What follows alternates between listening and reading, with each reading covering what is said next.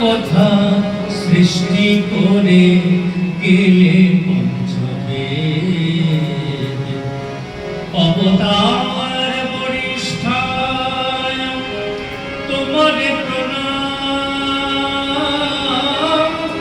একাধারে কৃষ্ণ তুমি, একাধারে রাম, একাধারে রাম। সরল কথা শুনে লোকের ভ্রান্তি হলো দূর।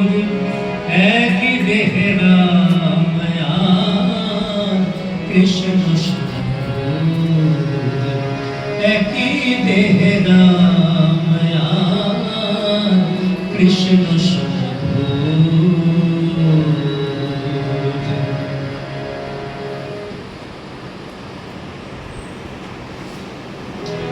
দক্ষিণেশ্বরে প্রথম কালী মূর্তিকে দেখে বালক গদাধরের মনে প্রশ্ন জাগে, এ মূর্তি মৃন্ময়ী না চিন্ময়ী?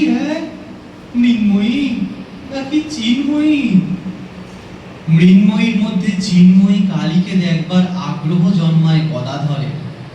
ক্রমে সেই আগ্রহ পরিণত হয় মাকে না দেখার ব্যাকুলতায়, মা সন্তানের থেকে দূরে থাকার ব্যাকুলতায়। শক্তি সাধক কেনারাম ভট্টাচার্যের কাছ থেকে শক্তি মন্ত্রে দীক্ষা নিয়ে ঠাকুর অর্থাৎ তখনের গদাধর শুরু করে কালী সাধনা। পঞ্চবটিতে বসে ধ্যান, জপ ও মায়ের গানে মাতৃপূজা। তিনি পরে নিজেই বলেছেন যে সেই সময় বুক আরক্তিম অর্থাৎ লাল হয়ে যেত, চোখ দিয়ে ক্রমাগত অশ্রু ঝরত মাকে না দেখার ব্যাকুলতায়। ধীরে ধীরে না খাওয়া সব বন্ধ হলো ঠাকুরের, শুধু পঞ্চবটিতে বসে ধ্যান ও এক হৃদয় ভরা আকুতি, তুই তো রামপ্রসাদের দেখা দিয়েছিলিস মা, আমারে দেখা দিবি নে মা? হ্যাঁ, আমারে দেখা দিবি নে? দে মা, দে মা, দেখা দে মা, দেখা দে মা, দেখা দে।